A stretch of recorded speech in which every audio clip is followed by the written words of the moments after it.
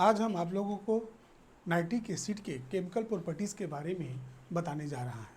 इसके पिछले क्लास में हम chemical properties of nitric acid के बारे में बताए हैं कि उसका एसिडिक नेचर किस तरह से शो करता है, और सेकंड में उसकी पैसिविटी के बारे में बताए हैं। अब हम आपको बताने जा रहे हैं कि ये डिकम्पोज करता है हाई टेम्परेचर पर तो क्या बनाता है। On decomposition of HNO3, nitric acid जब डिकम्पोज करता है तो H2O प्लस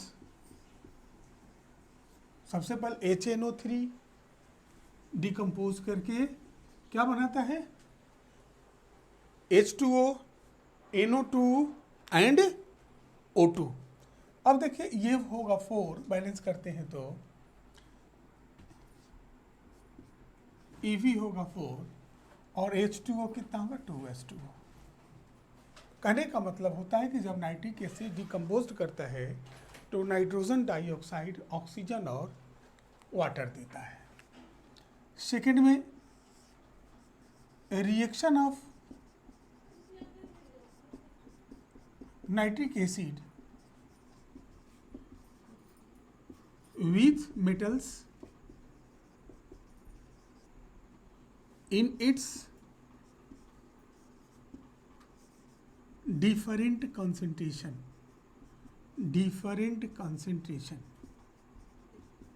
ये बहुत ही इंपॉर्टेंट है, हमेशा इसे क्वेश्चन पूछे जाते हैं। अगर मान लीजिए कि नाइट्रिक एसिड अगर बहुत डाइल्यूट हो तो मेटल के साथ रिएक्शन करके हाइड्रोजन लिबरेट करता है। ए में दे देते हैं with very dilute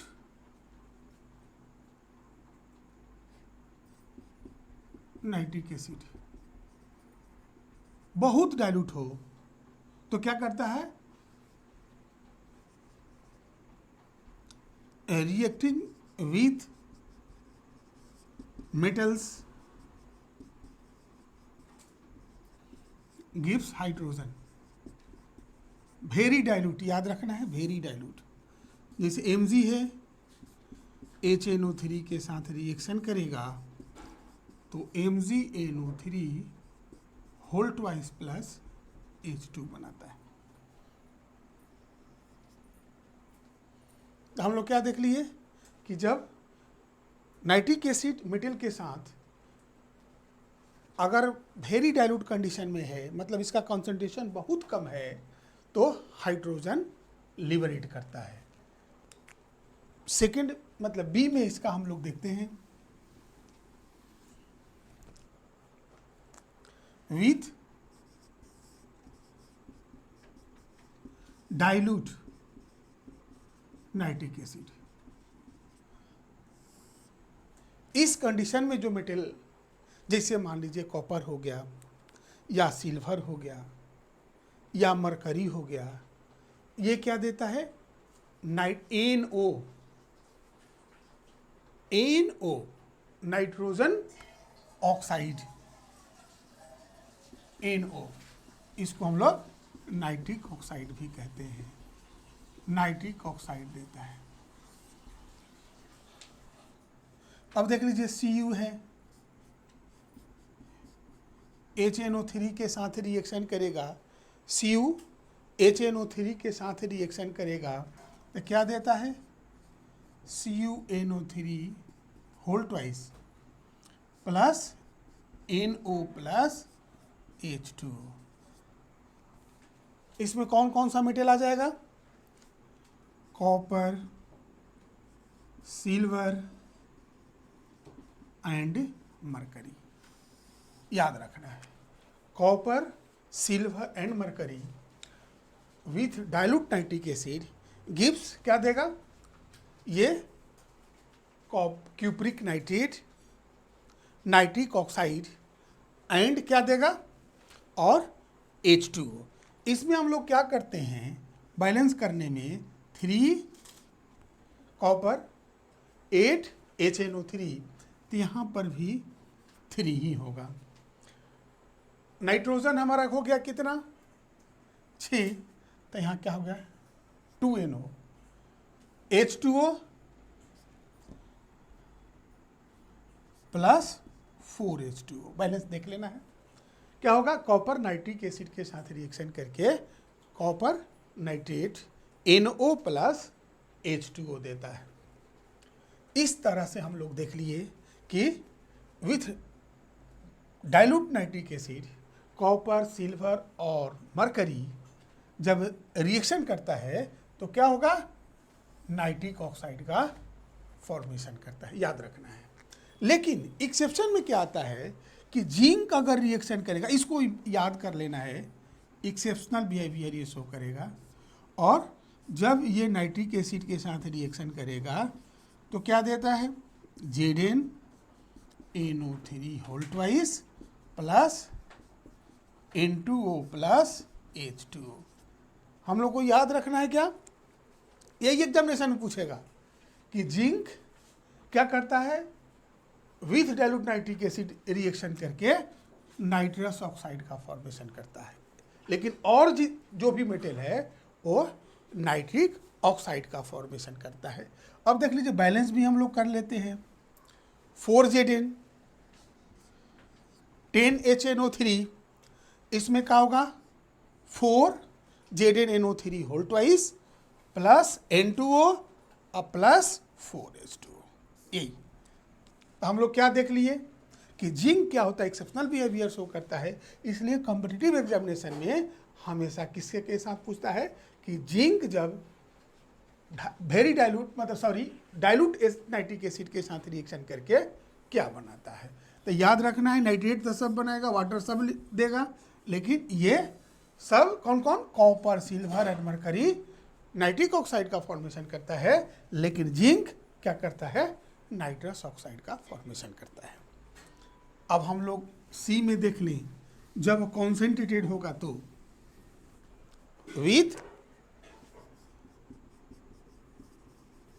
concentrated nitric acid, जब कॉन्सेंट्रेटेड नाइट्रिक एसिड रिएक्शन करेगा तो क्या बनाता है, NO2 कॉपर HNO3, तो क्या बनेगा CuNO3 whole twice plus NO2 plus H2, nitrogen dioxide. मतलब इसमें भी कॉपर हो सकता है, और क्या होगा Ag सिल्वर भी हो सकता है, और मतलब कॉपर, सिल्वर एंड मरकरी ये सारे हो सकते हैं। और क्या होगा, अब हम लोग क्या देखें कि इसमें नाइट्रोजन डाइऑक्साइड का फॉर्मेशन करता है। बैलेंस भी हम लोग कर दें, CuNO3 whole twice NO2, H2O कितना हो जाएगा 2H2। इस तरह से हम लोग क्या देखें कि कॉन्सेंट्रेटेड नाइट्रिक एसिड जब metal like copper, silver, mercury react करता है तो क्या बनाता है, नाइट्रोजन डाइऑक्साइड का फॉर्मेशन करता है। लेकिन एक्सेप्शनल बिहेवियर इसमें अगर टीन हो तो टीन HNO3 के साथ रिएक्शन करेगा तो क्या बनाता है, H2SNO3 प्लस H2O, स्टाइनिक एसिड का फॉर्मेशन करता है, प्लस H2O प्लस हम लोग क्या इसमें क्या देखें, TSN प्लस HNO3 प्लस क्या होगा H2SNO3 plus H2O plus NO2। मतलब ये एसिड का फॉर्मेशन करता है, H2SNO3। हम लोग बैलेंस भी कर सकते हैं, यहाँ 4 NO2। हाइड्रोजन 2H2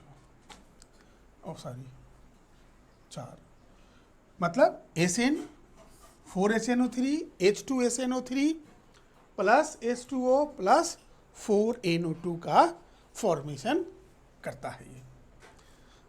तो हम लोग क्या देख लिए अभी तक, क्या देखे कि nitric acid in different concentration forms different type of oxides of nitrogen. अगर वेरी डाइल्यूट हो तो केवल हाइड्रोजन लिबरेट करेगा, डाइल्यूट हो तो नाइट्रिक ऑक्साइड का फॉर्मेशन करेगा, और कंसंट्रेटेड हो तो नाइट्रोजन डाइऑक्साइड का फॉर्मेशन करता है। एक्सेप्शनल बिहेवियर जिंक के साथ होता है जो कि नाइट्रस ऑक्साइड का फॉर्मेशन करता है। ये भी देख लीजिए SnNO2 ही दिया, लेकिन यहाँ पर एस्टैनिक एसिड का फॉर्मेशन करता है। एस्टैनिक एसिड इसको कहते हैं। आगे हम लोग बढ़े थर्ड में, रिएक्शन विथ नॉन मेटल्स।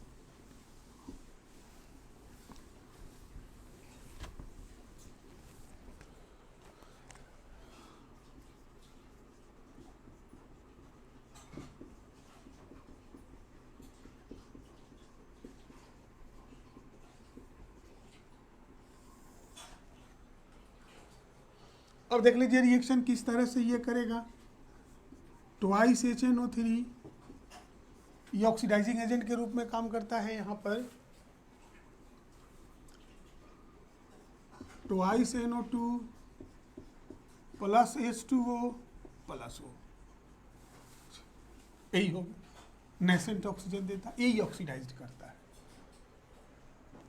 इसी रूप में ये ऑक्सीडाइजिंग एजेंट के रूप में काम करता है। तो अब हम लोग क्या देख सकते हैं, रिएक्शन विथ कार्बन।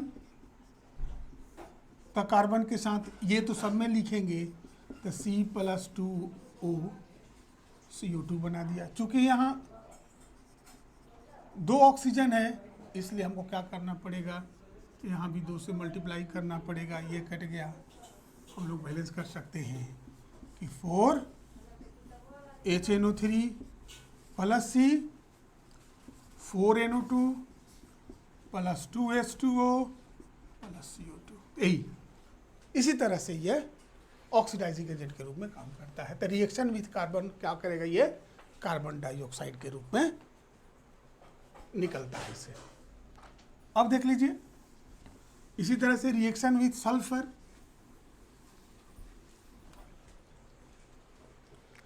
उसमें भी हम लोग लिखेंगे ट्वाइस HNO3 दे देते हैं, ए reaction with S8 sulphur twice NO2 plus H2O plus O। अब देख लीजिए S8 है प्लस इसमें H2O प्लस O, तो हमारा ये क्या बना देगा, H2SO4। सबसे पहले क्या बनेगा, H2SO4। अब देख लीजिए बैलेंस कर देना है इसको, 8H2SO4 हो गया। अब इसमें यहाँ पर भी 8H2O होगा। अब हमारा ऑक्सीजन को कितनी ज़रूरत है, बैलेंस कर देते हैं। ये 32 हो गया ऑक्सीजन, यहाँ कितना होगा 8, यहाँ 24। अब इसमें भी हमको क्या करना पड़ेगा, 24 से मल्टीप्लाई कर देना पड़ेगा, तब हमारा बैलेंस होगा।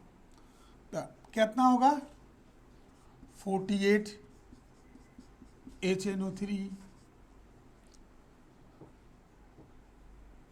48 NO2 प्लस प्लस हम लोग क्या करेंगे, यहाँ पर 8 H2SO4, ये ऑक्सीजन कट गया। अब हम लोगों को कितना हो जाएगा, H2O की संख्या कितनी हो जाएगी, 24 में से 8 माइनस हो गया, यह देख लीजिए छूट गया, S8 प्लस 24 में से 8 16H2O। यही हो गया, इसका बैलेंस करके देख लेंगे फिर आप लोग।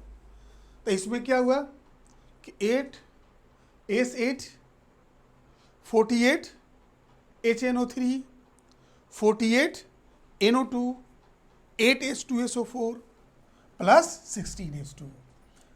इसी तरह से I2 जो है HNO3 से रिएक्शन करके HiO3 बनाता है। P4 जो HNO3 से रिएक्शन करके क्या बनाता है, H3PO4 का फॉर्मेशन करता है।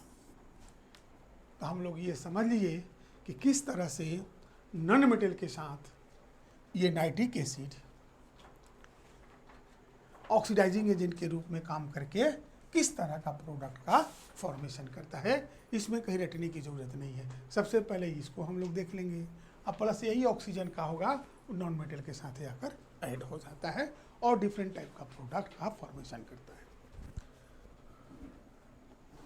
अब हम लोग 4 में देख लें।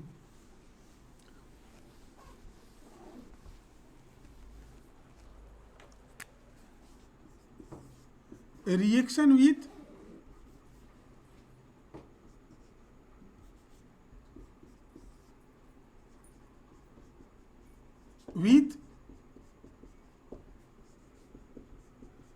different compounds।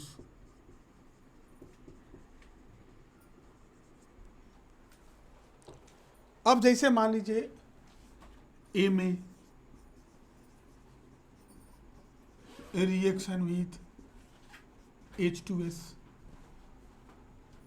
तो वही हम लोग फार्मूला का यूज़ करेंगे, 2NO2 plus H2O plus O। Nascent oxygen यही H2S के साथ रिएक्शन करेगा, plus O H2O plus S का फॉर्मेशन कर लेता है। बैलेंस भी हम लोग कर सकते हैं, इधर भी 1 इधर भी 1, तो 2HNO3 प्लस H2S, ये क्या हो जाएगा 2NO2 plus 2H2O plus S। आप लोग देख लेंगे बैलेंस करके। इसी तरह से हम लोग देखते हैं कि H2S के साथ रिएक्शन करके ये सल्फर के रूप में नाइट्रिक एसिड प्रेसिपिटेट करा देता है। तो हम लोग आगे पढ़ेंगे, जब हम लोग प्रैक्टिकल करेंगे तो उसमें हम लोग देखते हैं कि जब क्वालिटेटिव एनालिसिस करते हैं तो उस कंडीशन में हम लोग क्या करते हैं कि HNO3 का अगर सॉल्वेंट के रूप में इस्तेमाल किए हुए रहते हैं तो उसको इवापोरेट करा देते हैं, ताकि H2S का ऑक्सीडेशन नहीं हो और सल्फर के रूप में उसका प्रेसिपिटेशन नहीं हो। अगर सल्फर के रूप में प्रेसिपिटेशन हो जाता है तो हमारा क्या होगा, और जो सॉल्ट का प्रेसिपिटेशन होगा वो पता नहीं चलता है। इसका बहुत बड़ा वहाँ एप्लीकेशन है। अब इसी तरह से देख लीजिए बी में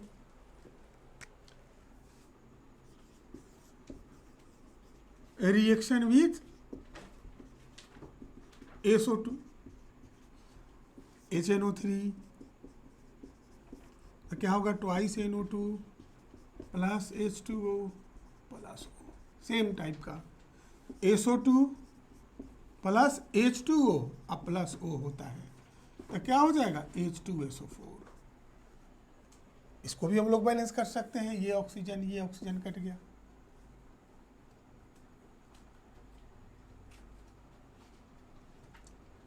twice HNO3 plus SO2 plus twice NO2 plus H2SO4, यही हो गया, यही बैलेंस हो गया।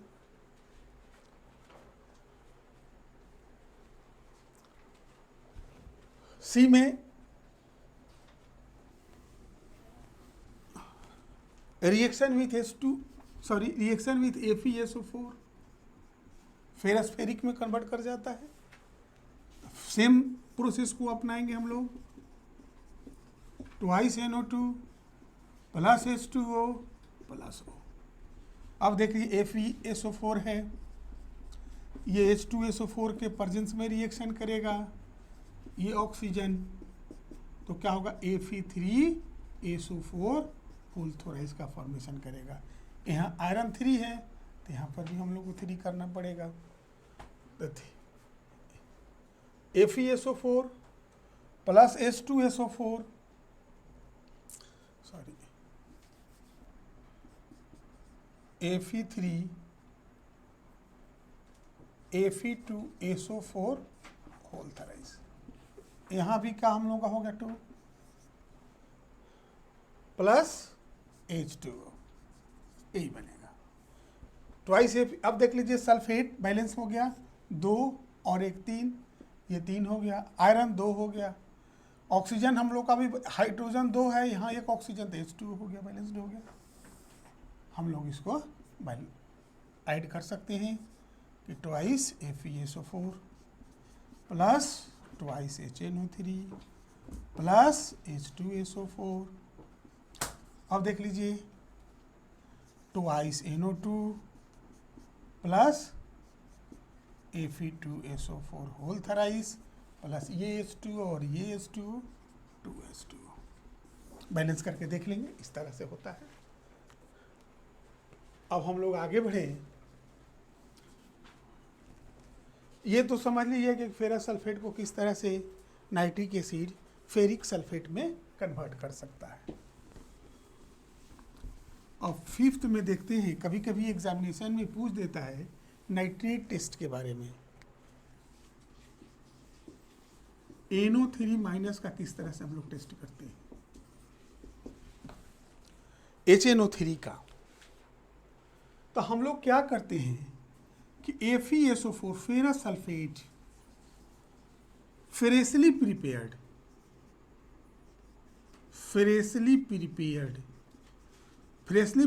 इसलिए कहा जाता है क्योंकि फेरस सल्फेट ऑक्सीजन के प्रेजेंस में ऑक्सीडाइज्ड हो जाता है और फेरिक सल्फेट के रूप में कन्वर्ट कर जाता है, इसलिए फेरस सल्फेट और फेरिक सल्फेट को हम लोगों को अलग करना पड़ता है। तो उसीलिए हम लोग फ्रेशली प्रिपेयर्ड फेरस सल्फेट का इस्तेमाल करते हैं। प्लस उसमें जैसे मान लीजिए कोई नाइट्रेट हो गया NaNO3 प्लस क्या मिलाते हैं उसमें H2SO4। ये हम लोग एक टेस्ट ट्यूब में फेरस सल्फेट ले लेते हैं, दूसरे टेस्ट ट्यूब में सोडियम नाइट्रेट या पोटेशियम नाइट्रेट जो भी नाइट्रेट हो उसको ले लेते हैं और दोनों को मिला देते हैं। मिलाने के बाद हम लोग ड्रॉप वाइज सल्फ्यूरिक एसिड डालते हैं।